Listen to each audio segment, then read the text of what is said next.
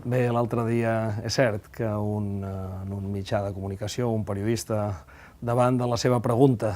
que em feia, de dir-me, escolti'm, vostè, senyor Benedito, això ho té molt fumut, perquè s'enfronta amb un candidat que és un expert en el mercat del món del futbol, un gran coneixedor dels jugadors del Brasil, un home que ha estat molts anys dedicat en aquest món de la intermediació i de la gestió econòmica, i certament en resposta a aquell comentari, sí, li vaig dir que tal com em parlava,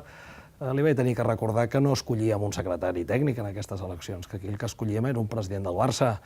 Si aquesta experiència del senyor Rossell, tan estreta en els negocis del món de futbol, són un actiu o són un passiu a l'hora de les eleccions, doncs ho veurem finalment el dia 13 de juny. En qualsevol cas, sí, depèn de com es presenta, doncs semblaria que estaríem davant gairebé d'un bon secretari tècnic, sí.